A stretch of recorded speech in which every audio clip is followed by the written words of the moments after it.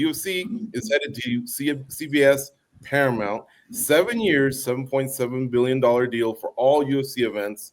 Pay-per-views, no mas. ESPN, no mas. Let's go over some of these details. The deal, according to a news release from the UFC and Skydance Corporation, which owns Paramount, is for $7.7 billion over 7 years.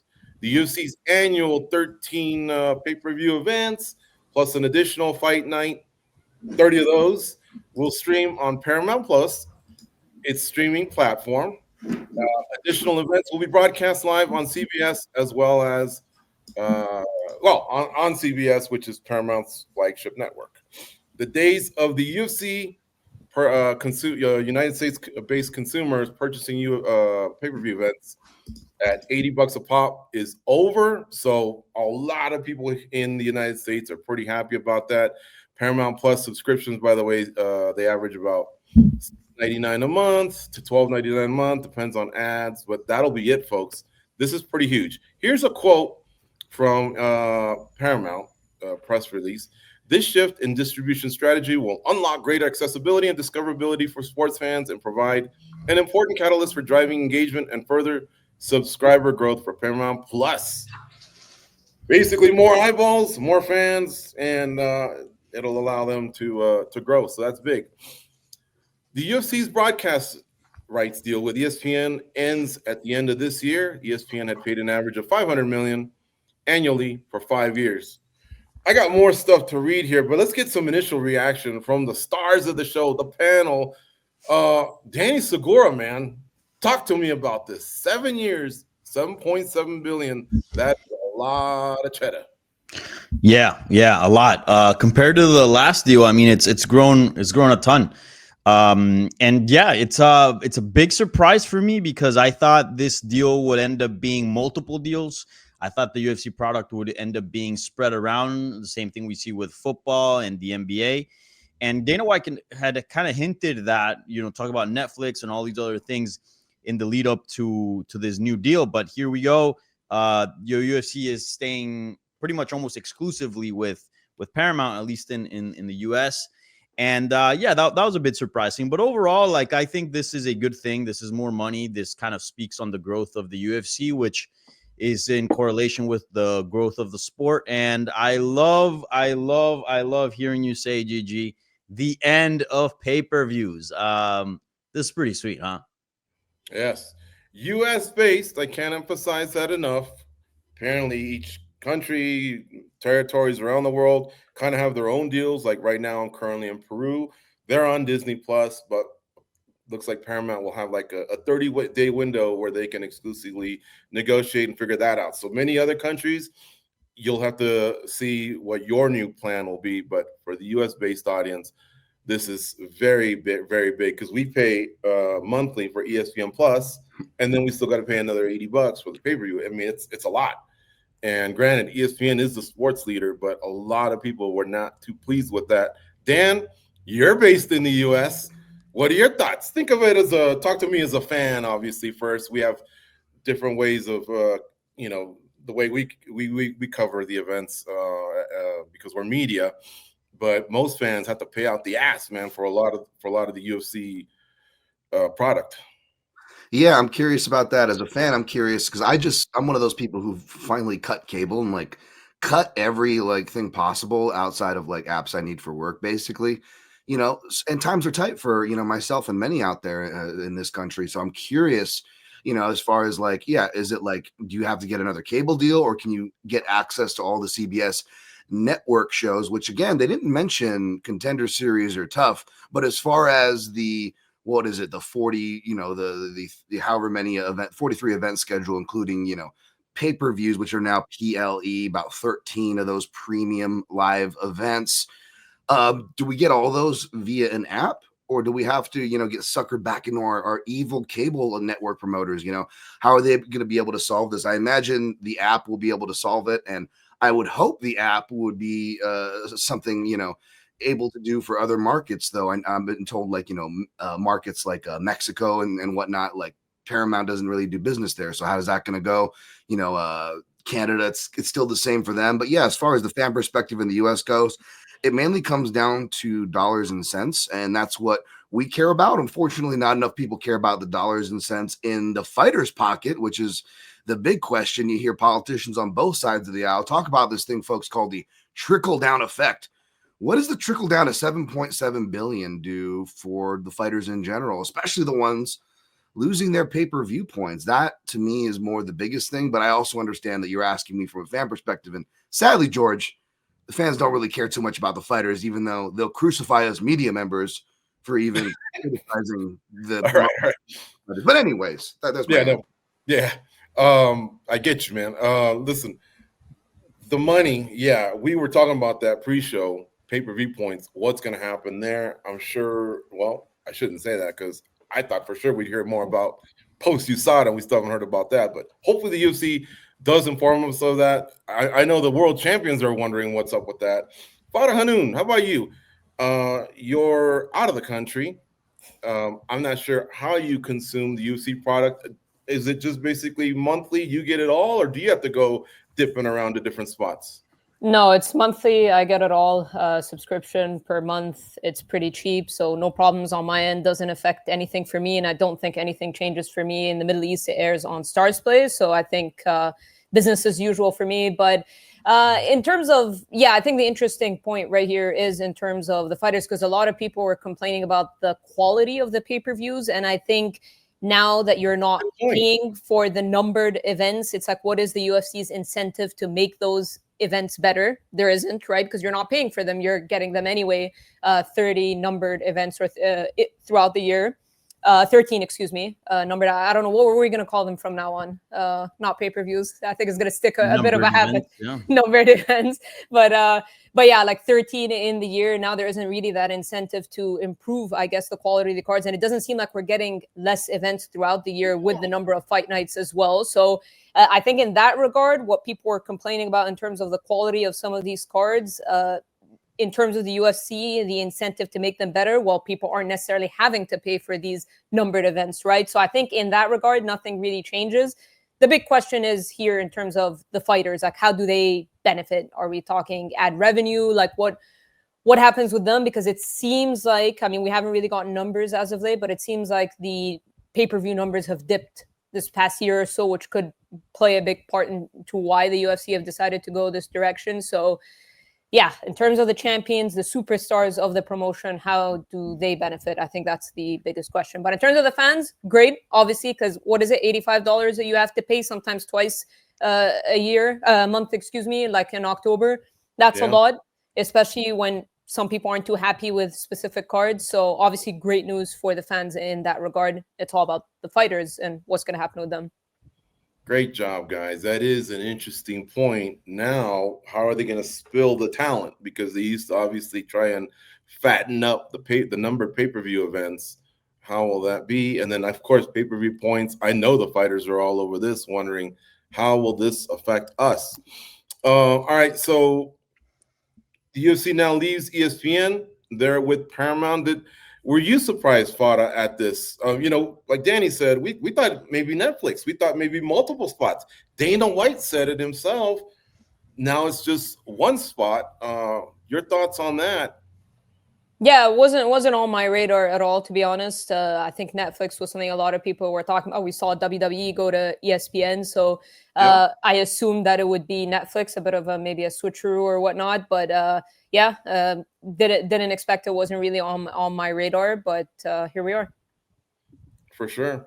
Do you like the move, Dan? Were you surprised when you heard Paramount? I mean, it kind of caught me off guard. How about you? Your mic's muted. It made me want to retweet that epic Jason Mayhem Miller post-fight interview crashing from back in the day when CBS was on MMA back in, what was it, 2009, 2010, UFC Strikeforce Nashville. No, I kind of kept an open mind to it. I was hoping selfishly for Netflix because, again, like I said, I killed all my apps, which means Netflix. And I'm like, oh, sweet, I can get Netflix again under the guise of work. Let's do it.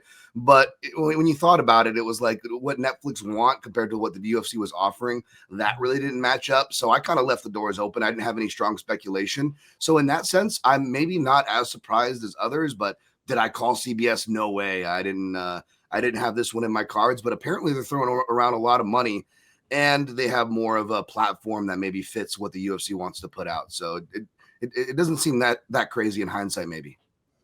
There wasn't a lot of sports franchises or sports available till like 2028, and I guess this was another reason they wanted to jump on it. But I'm going to compare it here to some of the other deals just to give a little bit more context. Let's see here. The NFL's current media rights deal is around $10 billion a year, spread out over several companies. The UFC's is $1.1 billion per year. But now, obviously, the NFL's a juggernaut. However, check out a couple of the other sports. NBA currently has a deal that's $2.5 billion a year, so a little bit more than twice as much. Major League Baseball, all right, a national pastime in the United States, they're around $1.5 billion annually for broadcast rights, so they're not too far ahead of the UFC. A testament to the UFC, what they were able to negotiate, their growth, and I believe baseball was going to be the first sport available, and maybe that's why Paramount just figured, hey, we got to make a move here. And they grabbed it all. This broke this morning, folks, and maybe the panel can correct me, but it looked like in the last 48 hours, they were able to, ramp up these negotiations and make sure they did get all of these events, not just the fight nights, but the pay-per-views. But Dan Tom brought up a good point. What about Dana White Contender Series? What about Tough? What about everything else? We don't know. As the details trickle in, obviously, we'll keep updating our story on MMA Junkie, but this is a monster move. How much will the fighters see, Danny? Will this wake them up on the profitability of the product?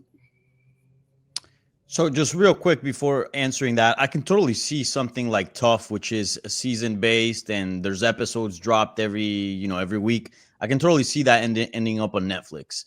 That's something Netflix would very much like to add to the sports library. But anyways, yeah, I mean, honestly, I'm kind of tired of talking about this just because like it's a conversation that keeps going nowhere, and it seems really the only people that care about it is us, the media, and to a certain extent, part of my initial reaction, I know Farah and Dan were talking about immediately how this could affect the fighters. Mine wasn't, but I think I'm probably starting to not care as much as well. But the truth is that I mean, we sound like a broken record. But yeah, of course, the fighters are getting screwed here. We see that in other TV deals in terms of like sports. The athletes get a portion of it. And in this case, sometimes 50-50. Yeah. And in this case, again, they're getting nothing. And again, are we going to hear something from the fighters? I bet you there's not going to be a single tweet about this. I mean, the only people talking about it is us. So look, if the fans don't care, if the fighters don't care, then what are you going to do about it? But yes, should they see some of this money? Yes. And in terms of like how much the fighters getting these days and bonuses, I think they should look at that deal and be like, wait, is my pay? Am I getting the appropriate races according to how much more expensive or how much more value now the sport is? And the value is brought by what? The fighters and the fights. So obviously the UFC has a hand in that in terms of logistics and all that. But yeah, they should. If I'm a fighter and I see that deal, I'm thinking everyone should be up for a new contract. What I heard is that Renato Moicano doesn't want to raise anyway, so he's not too concerned. But as far as the other 599 athletes, we've been saying this for years. Collectively as a group, you have power. Individually, probably not. But I think it's going to be interesting to see whose management team, the ones that have agents, who are the ones that are going to be able to sift through the numbers and try and correlate what they used to get paid and then according to the new contract, what they can get paid. But again, individually, it's like walking the plank. It's very, very difficult to negotiate against the UFC. The reason these other sports have been so successful to get to where they're at. Have you guys seen what NBA and Major League Baseball players make? It's ridiculous. But if you get injured, you are covered. All right. It's all guaranteed. In the NFL, it's not all guaranteed. You can get some guaranteed money, but that's negotiated at the front in a signing bonus. So even them, I know they wish they had the contracts and the protection that NBA and MLB players yet, but they did that collectively. They had to strike, they had to make sacrifices. In our sport, too much selfishness. I don't know if we'll get there. I hope they do, because they deserve some of this pie, guys. You know what I'm saying? Oh man, I'm really happy for the numbers. I'm happy for the growth of the sport. I'm happy that I don't have to jump around and pay a bunch of different places. I already got Paramount Plus. Have you seen Lioness or Landman? I mean, they got some great shows. Stoked about it, but yes, the fighters are the product. Go ahead, Danny. The deal with ESPN 5 years ago, it was 500 million for 5 years. How much? 500 million for 5 years, and I think initially 500 million a year. So much they upped it. Yeah, they did a quick renegotiation because ESPN saw value. This is more than double. Yeah, so that's what I was trying to get at. So it's about a little bit more than double. So what is the UFC selling here to Paramount? What did Paramount just buy? The product itself, right? And sure, the UFC puts on a stage, a broadcasting team, and they have expenses, but the core of the product is the fights, right? The fighters themselves. So obviously it doesn't correlate 100%, but I think more or less there's an accurate translation that the labor that the fighters are putting on that octagon is more or less worth double now, right? So like you should be getting paid twice as much.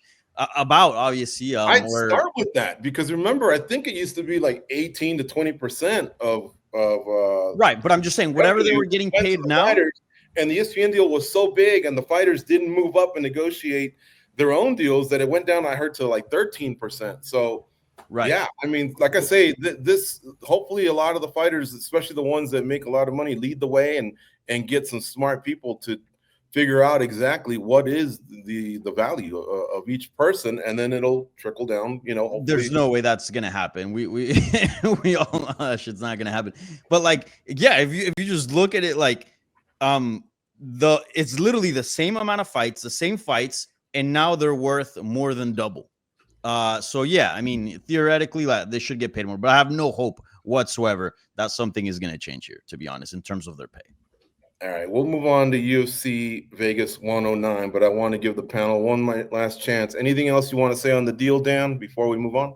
I'll just quote a scene from The Wire. It just reminds me of a scene from the great show The Wire, where one of the characters, a politician, is coming under fire for money he takes, and he's just like, I'll take any MF's money if he's giving it away. Shit. That's what I picture Dana White right now. Sorry. All right.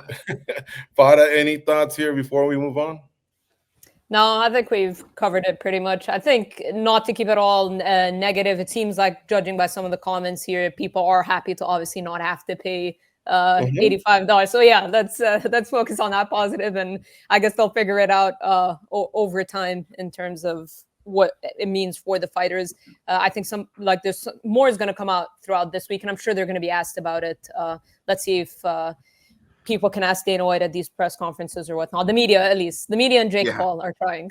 A lot of this will fall on the fighters to push their camps to learn more. Hopefully someone like Ilya Topuria, man, that guy strikes me as pretty sharp all around in his product, not just him as a fighter, but his brand. Hopefully, someone like him, and some of the other stars, the champions mostly, can, figure out, put a number on this, because hopefully we do see salaries go up or payouts go out. They're the ones why we tune in. It's 3 letters, obviously, that bring us there every Saturday, but they perform, and that's why we keep coming back.